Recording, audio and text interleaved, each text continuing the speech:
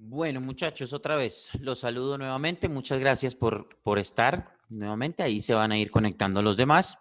Bueno, Elías, yo le pregunto, Elías,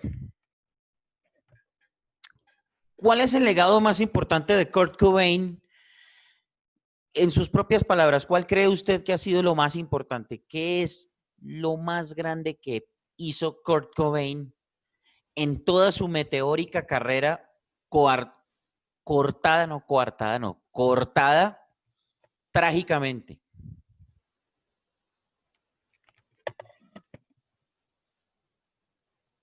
Elías. Profe, Señor. ¿me escucha? Sí, ahí lo escucho. Pues lo que yo sé un poquito de Nirvana y desde la vida de Kurt Cobain fue el suicidio y los 5 discos pues que dejó después de la muerte. Aunque después de la muerte de Kurt Cobain, en 2004 hicieron como un álbum conmemorativo, un álbum negro que se llamó Nirvana. Ahí sacaron canciones del Nevermind, del Bleach, del Inútero, como si de los 5 discos hicieron como un recopilatorio en ese disco. Eso fue como que el legado que dejó después de la muerte de Kurt Cobain, del suicidio, del supuesto suicidio. Ok, o sea que Kurt Cobain viene siendo más importante después de haberse suicidado, ¿es lo que usted dice? Pues para mí sí, profe, pues porque como los Beatles o incluso como el cantante de Queen, después de haber muerto, han sacado álbumes conmemorativos, han sacado el MTV Project, que fue como que un día antes después de la muerte de Kurt Cobain. O sea, él vendió como que más discos después de la muerte. Eso pues lo que más o menos sé pues, de la vida de él. Bueno, listo. Eso era lo que yo quería escuchar realmente. Esa forma de expresarse con sus propias palabras. Creo que su intervención estuvo más bien marcada por la lectura y muy poco por el tema de la improvisación. La idea era que no se ciñeran tanto a un texto, que pues bien usted lo pudo haber investigado y hay unos datos muy buenos en esa investigación y muy correctos, sobre todo de la historia de Kurt Cobain y de, pues obviamente las razones por las cuales el tipo tomó la infortunada decisión de pegarse un tiro con una escopeta. No quiero saber cómo le quedó la cabeza, ni me interesa. Eh, Ahora, me gustaría, Elías, que para la próxima semana yo le voy a preguntar algo sobre rock, así que prepárese, y Ok, usted hiciera su intervención sin necesidad de ceñirse tanto a un texto, para que usted mismo se exija en materia de improvisación, ¿vale? ok, Entonces, profe. prepárese porque la próxima semana le voy a, le voy a preguntar algo sobre rock, que creo que es el tema que usted, pues, veo que es el que maneja, ¿cierto? Sí, sí, señor. Y que le Sí, gusta. correcto. Sí. Entonces, prepárese porque la próxima semana quiero que usted, con sus propias palabras, me conteste ciertas cosas que le voy a preguntar, ¿vale? Ok, profe, vale, listo. Listo, Elías, gracias. Ok, profe. Seguimos en orden. Bueno, Jonathan, ya. Johan Rodríguez está.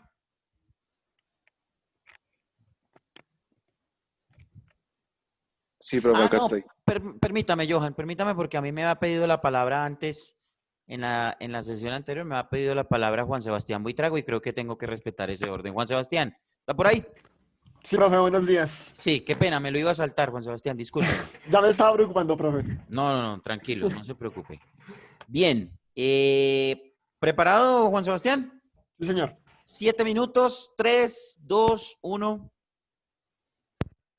Bueno, muy buenos días a todos nuestros oyentes de EWTN Radio. Soy Sebastián Buitrago desde aquí, desde los estudios en Bogotá, Colombia. Y bueno, hoy tenemos un tema interesante, controversial dentro de la misma Iglesia Católica. Y para abrir este tema quiero citar al cardenal Sahara, uno de los más importantes cardenales durante el papado del Papa Emérito, valga la redundancia, Benedicto XVI.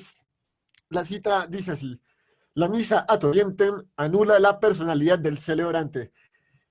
Bueno, esta cita del cardenal nos hace pensar un poco. Actualmente la Eucaristía que tenemos se conoce como el rito romano, con el misal que fue, digámoslo, acuñado por Pablo VI durante el Concilio Vaticano II, el cual fue confirmado por el Papa Juan Pablo II por allá sobre la mitad de su pontificado. Este tipo de Eucaristía siempre ha sido contradictorio, ya que siempre se le ha dicho, en vez de ad orientem, que es el nombre correcto, se le ha dicho de espaldas al pueblo. Esto ha generado confusión en todos los fieles actualmente, ya que poco antes de retirarse, de renunciar el Papa emérito, él celebró varias Eucaristías ad orientem. Bueno, vamos a hacer una diferencia entre lo que es el versus populum, la misa que actualmente tenemos, que se utiliza aquí en Latinoamérica y en una gran parte del globo, en contradicción, en contraposición con la ad orientem.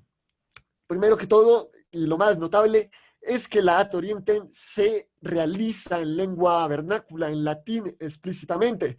Esto se considera como una señal, o se le daba la explicación de que era una forma de que, por ejemplo, si yo estoy aquí en Colombia y voy a Eucaristía ad orientem y voy luego a España, Italia, a Roma o al otro lado del océano, también va a ser en latín.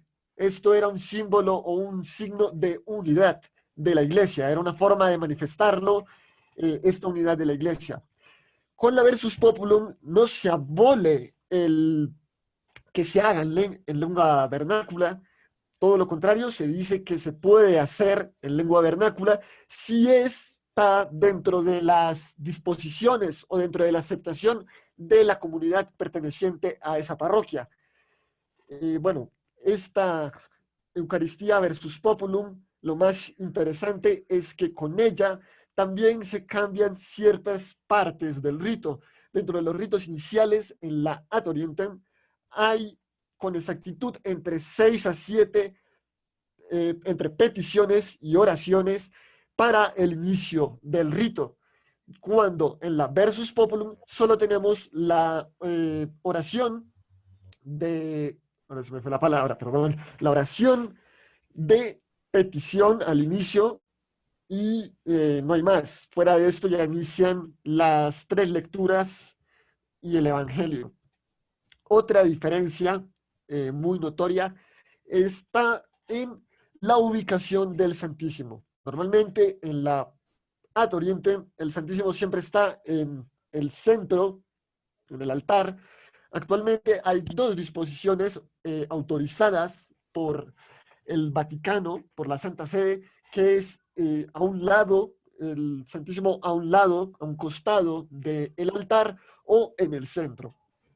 Bueno, otra de las consideraciones que debemos tener en esto es que la ad orientem, esto en palabras del Papa Benedicto XVI, no es de espaldas al pueblo, sino de cara a Dios.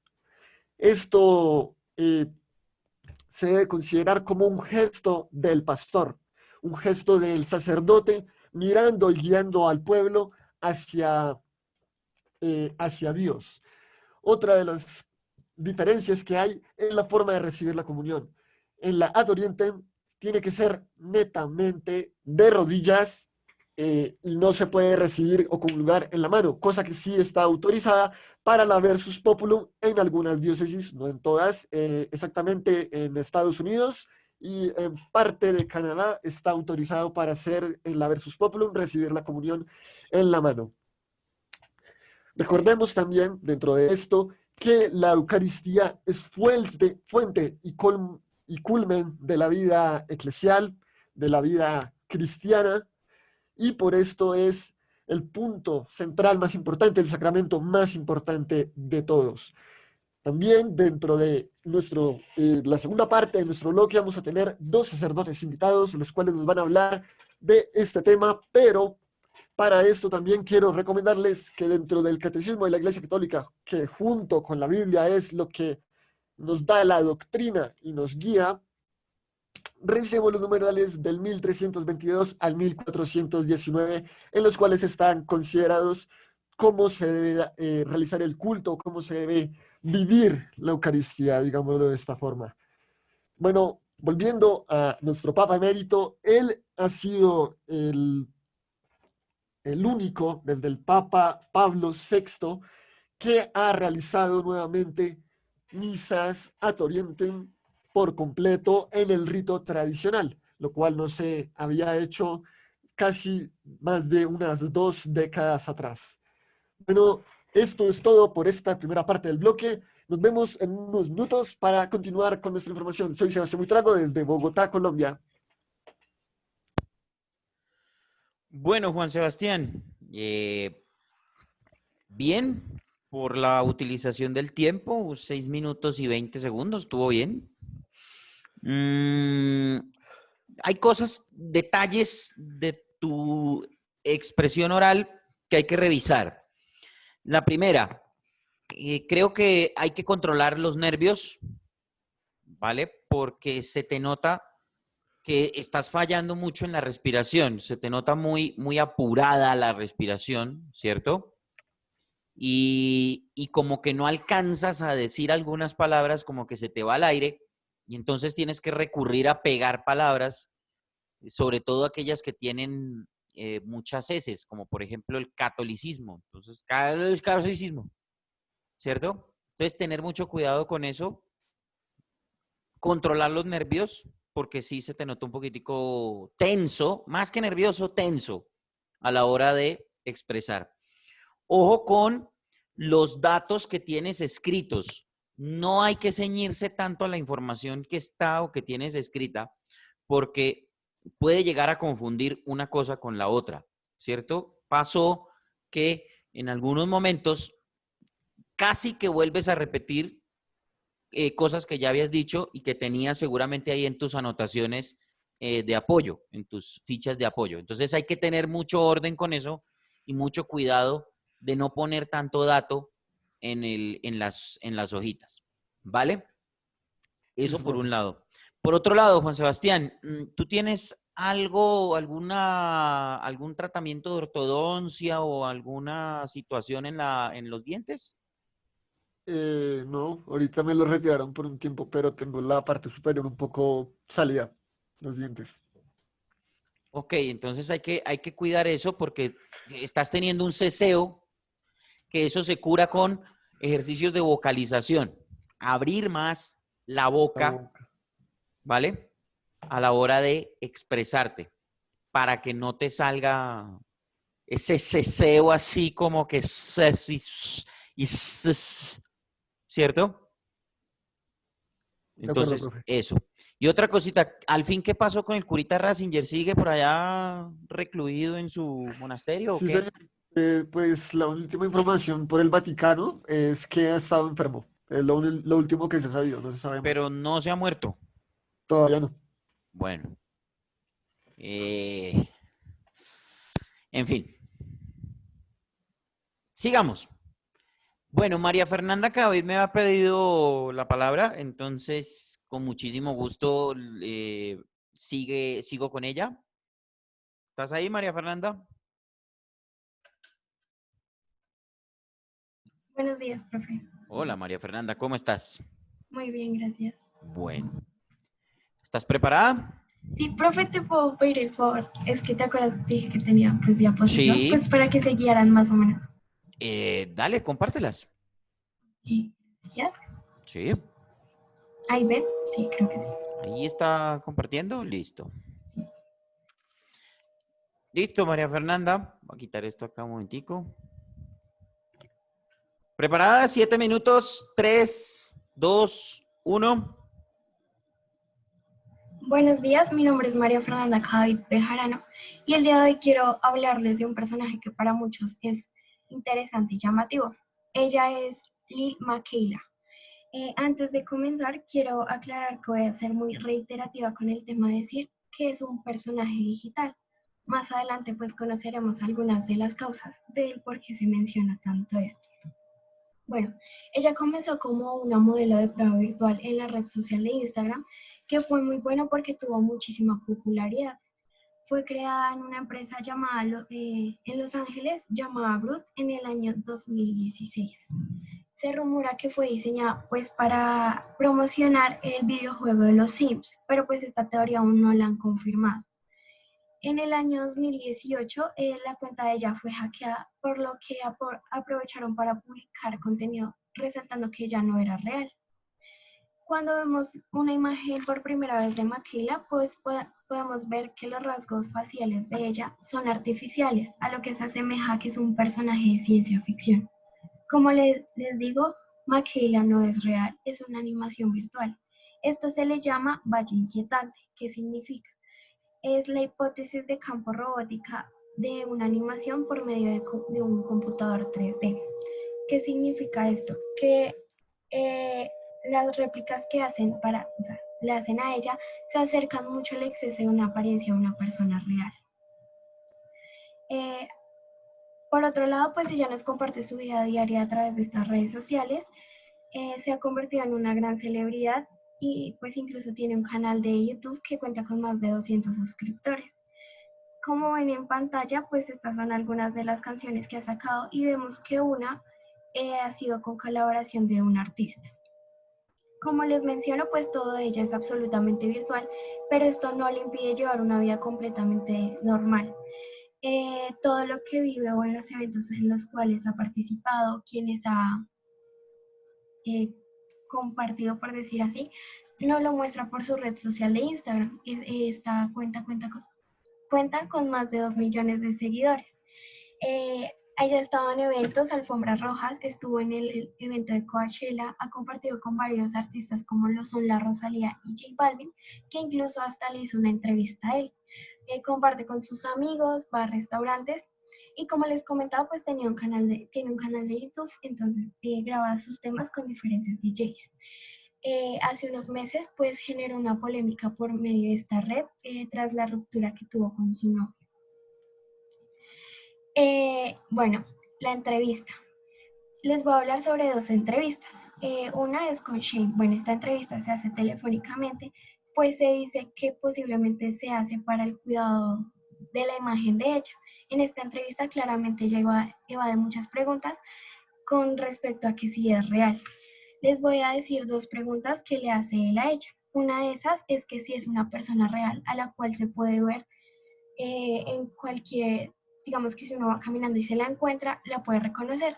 A lo que ella responde que es una persona totalmente real a la que se puede identificar. Y también le pregunta, que a más de uno nos inquieta, que si retoca sus fotos para Instagram. Pues como vemos, su cara es más irreal que su cuerpo. Ella responde que a quien no ha visto que retoque o edite sus fotos. Como vemos, pues es muy evidente que no es, evade muchísimo las preguntas. Otra entrevista es la de Damián. Esta entrevista se realizó por email, donde pues Damián planteó preguntas estratégicas para que Miquela admitiera su estatus virtual. Le pregunta que cómo fue creada su identidad. Ella responde que tal vez no fue creada de la misma manera que él, pero que se ha estado acoplando al ambiente y a todo lo que le rodea. Resalta mucho que es una persona que le gusta mucho la música y el arte y que día a día va conociendo más de Los Ángeles. Digamos, bueno, Damián asegura que como raro, él sabía que Miquela iba a evadir mucho a estas preguntas, entonces pues no era nada raro. Podemos decir que se tiene un punto a favor para creer que ella no es real, pues a pesar de todas las canciones que ha sacado, no ha realizado ningún concierto ni ha tenido pues un acercamiento con alguno de sus fans. Como ven en pantalla, pues estos dos son casos similares a los de ella. Si quieren buscar en internet, pueden ver que son están entre los 5 personajes digitales más importantes.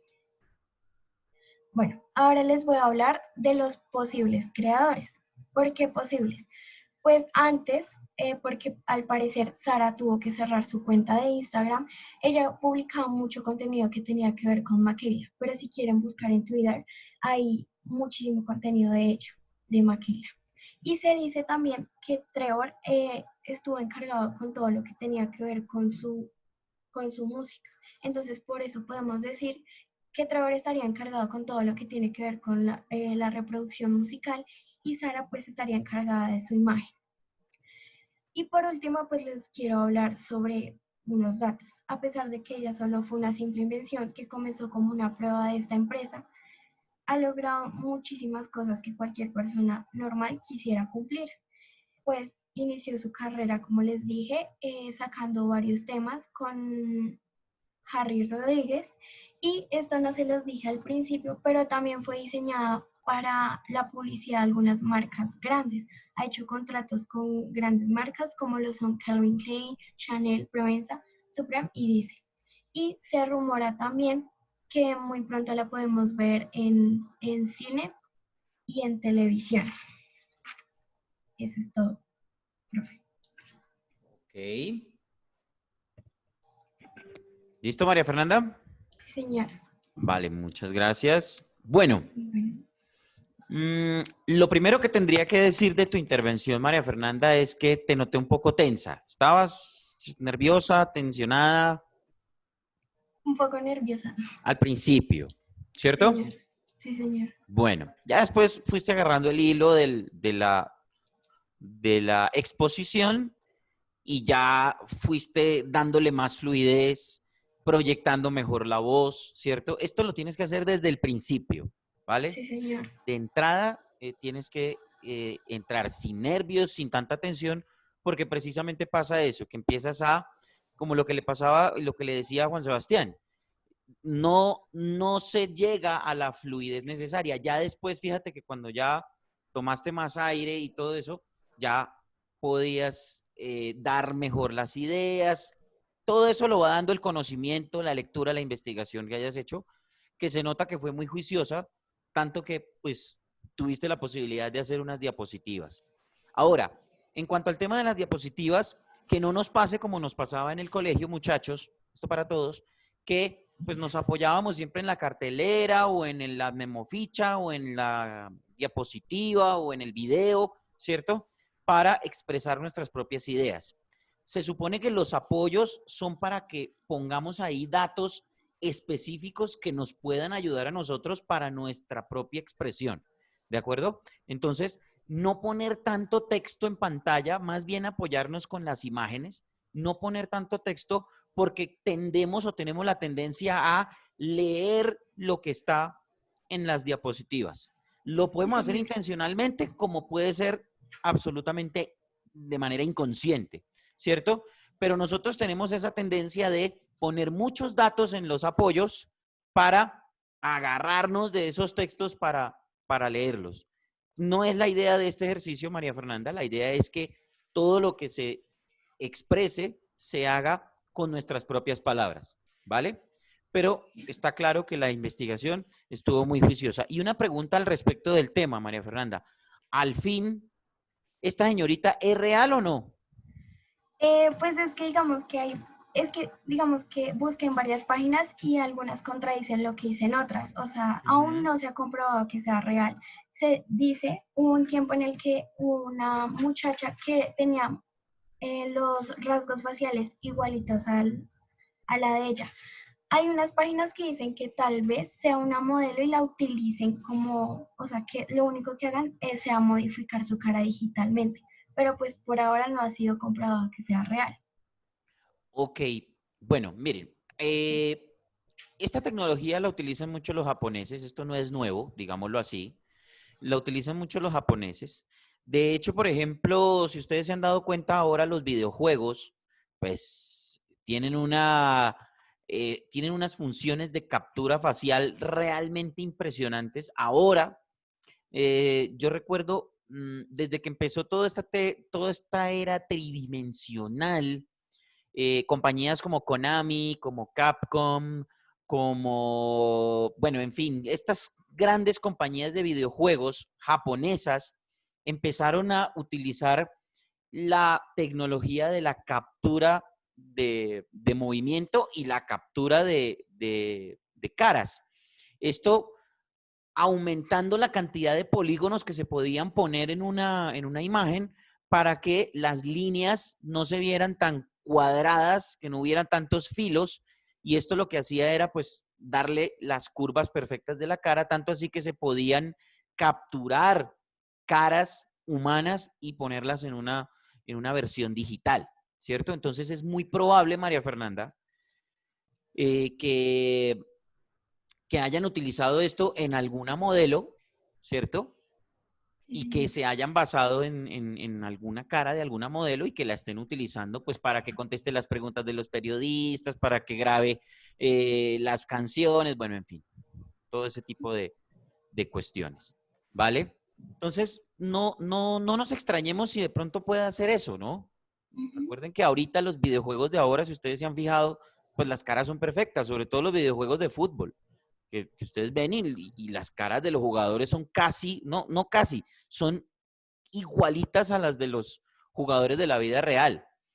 No hay mucha diferencia entre una cara digital y una cara de la vida real.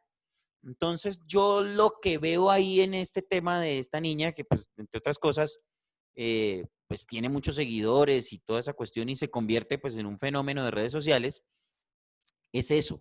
Entonces, puede que sea real, pero no quieran mostrar a la modelo de carne y hueso, sino que quieran mostrar una imagen digital. Eso es el fenómeno, ¿vale? Y eso es muy válido, al final de cuentas, le dan personalidad, le dan redes sociales, la ponen a cantar y pues los jóvenes se enamoran y la siguen y bueno, y se vuelven fanáticos. Realmente puede ser muy normal, sobre todo en estas eras digitales, ¿vale? A mí lo que se me hace muy extraño es que haya gente que salga y se tome fotos con ella, que tenga novio. Eso sí se me hace muy extraño. Que ponga ahí que, ay, que es que rompí con mi novio. O sea, una figura virtual tridimensional con novio, difícil. Pero bueno, creo que para allá va el mundo, si mal no estoy. Bien, María Fernanda, gracias. Gracias, profe. Nicolás Cortés, ¿está preparado? Buenos días, profe. Sí, señor. Ok, Nicolás. Alistamos aquí el cronómetro. 7 minutos, Nicolás. ¿Listo? 3, 2, 1. Más de 90 títulos lo respaldan. Mejor club del siglo XX. Historia y gloria merengue. Cuando nosotros hablamos de Real Madrid, hablamos de un símbolo de grandeza. Para esto, viajaremos un poco en el tiempo, más exactamente al 6 de marzo de 1902. Acompáñenme. Corría la fecha ya mencionada, cuando el presidente de aquel entonces, Muñoz Munuera, acompaña a los delegados de por aquel entonces Real Madrid a la firma de lo que sería la inauguración de uno de los clubes más importantes de la historia. Como ya les dije, uno de los sucesos más importantes del Real Madrid es que fue nombrado mejor club del siglo XX. En su historia, ya acumula más de un siglo en el que se ha convertido en uno de los clubes más importantes, no solo a nivel deportivo, sino también a nivel social y a nivel económico.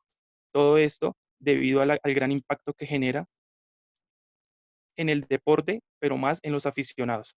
Es un club muy popular a nivel mundial que de alguna u otra manera mueve muchas pasiones. Como club grande, celebra a lo grande. Sus éxitos son celebrados en la fuente de la diosa de Cibeles, en el centro de la capital española, en Madrid. Allí se han forjado los títulos más importantes del club, que está acostumbrado a ganarlos y tiene un palmarés envidiable. De un suceso bastante importante y del cual no nos podemos olvidar es que por el Club Blanco han pasado figuras y leyendas del fútbol mundial. Algunas de ellas son Alfredo Di Stéfano, Puskás, Gento, Butragueño, Raúl, Casillas y últimamente Cristiano Ronaldo. Jugadores que con su esfuerzo y con su dedicación y con sus carreras intachables han hecho la historia del Real Madrid mucho más grande de lo que ya era. Sus 13 Copas de Europa y sus 33 ligas españolas colocan al Real Madrid en el escalafón más alto del fútbol español. Junto con FC Barcelona, son dos clubes que pelean año a año por ganarse la gloria española. Un detalle importante del club es el jugador con más partidos en la historia del blanco, Raúl González Blanco, con 741 partidos. El jugador con más goles en la historia del equipo es Cristiano Ronaldo, con 451. Y un detalle que no podemos olvidar es que su estadio lleva por nombre a uno de los dos presidentes más importantes de la historia, Santiago Bernabéu, antecesor del hoy presidente Florentino Pérez. Nos devolveremos un poco en el tiempo. En septiembre de 1943 fue elegido Santiago Bernabéu, pese a que este no tuvo el mejor comienzo, porque sus ideas no fueron plasmadas de la mejor manera y no dieron los frutos que se esperaban. Este fichó a una generación de futbolistas que cambiaron el rumbo con una hazaña inigualable. Di Stéfano, Gento, Puskás y Copa hicieron que Bernabéu ganara al mandato del Real Madrid más de 30 títulos durante su periodo de presidente, hasta el año de 1978, que falleció. De ahí saltaremos a finales de los años 80. El filial del Real Madrid Castilla da una serie de jugadores que derrocharon talento al club de Chamartín.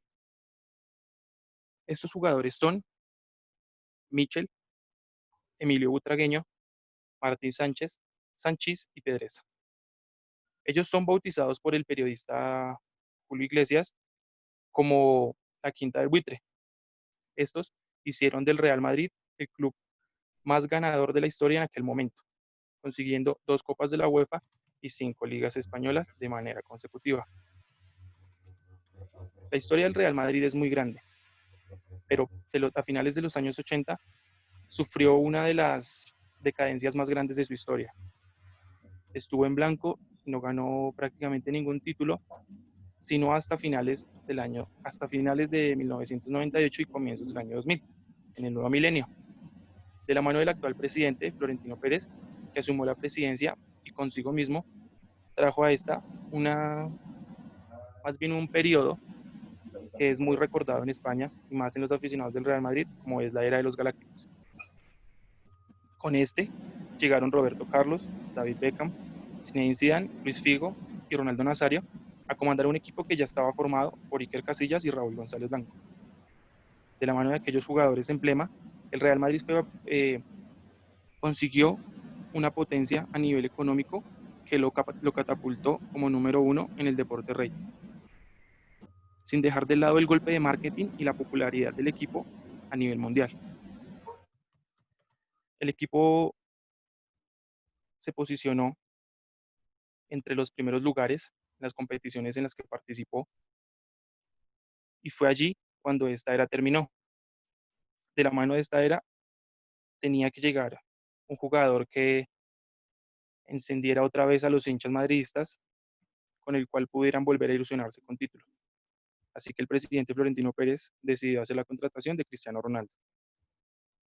Un jugador que no solo tenía un talento inigualable, sino que tenía un golpe de marketing que haría que el Real Madrid volviera a posicionarse en el lugar que siempre estuvo. Cristiano llevó al club a ganar 4 Champions en 5 años. Ya son 13 las del club madridista. Las 5 Champions conseguidas por Cristiano, 4 con Real Madrid, fueron ganadas al Atlético de Madrid por 2, a Juventus y a Liverpool.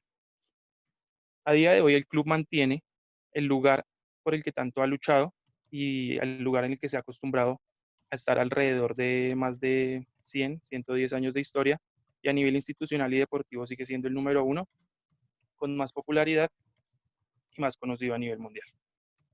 Esto fue un poco de la historia de uno de los clubes más importantes que cambió el rumbo del deporte. Yo soy Nicolás Cortés. Muchas gracias. Yo me atrevería a decir que el más importante de todos. Gracias, Nicolás. Sí, señor. El más, o sea, no hay otro. Del Real Madrid para abajo, ahí sí ya cualquiera. Sí, profe, comparto su idea, solo que usted sabe que el periodista no puede, tiene que ser No, imparcial, ¿no? por Sí, supuesto que no. Por supuesto que no. gracias. Bueno, Nicolás, creo que al principio lo noté un poquitico enredado con los datos. Puede ser por el tema de la tensión, de los nervios y toda esta cuestión, ¿cierto? Pero al principio ya después empezó de pronto a concatenar un poco mejor las ideas y ya a organizarse un poquitico con los datos. Entonces hay que controlar eso, ¿de acuerdo? Hay que controlar la tensión del inicio para todos, muchachos. Siempre confiar en la investigación, en lo que tenemos y en el conocimiento. Recuerden, muchachos, que conocimiento igual seguridad, ¿vale? Conocimiento igual seguridad. ¿Listo? Métanse siempre eso en la cabeza. Desde que usted tenga el conocimiento aquí y que los datos que usted tenga en sus apoyos sean los correctos, sea una diapositiva, un video, lo que sea, desde que los datos usted lo tenga bien organizado, créame que ustedes van a tener éxito en cualquier presentación de expresión oral. Ahora, Nicolás, en cuanto al tema de su exposición, hay que dejar la atención porque eso lo tranca un poquito con el tema de la fluidez. Ojo con la respiración, ¿vale? Y tómese su tiempo para organizar las ideas. ¿De acuerdo? Nicolás, Sí, ¿se señor fue? profe. Ah, ya, ahí Gracias. está. Listo. Bueno, tengo pendientes pues las demás exposiciones. Creo que vamos a tener que dejarlas para el martes. Algunos tuvieron problemas con su internet y lo entiendo, sobre todo algunas de las niñas de este grupo. Entonces, porfa, para que de aquí al martes pues se preparen los demás, los que hacen falta. Hoy se presentaron Jonathan Rodríguez, Adrián Tovar, David Cardoso.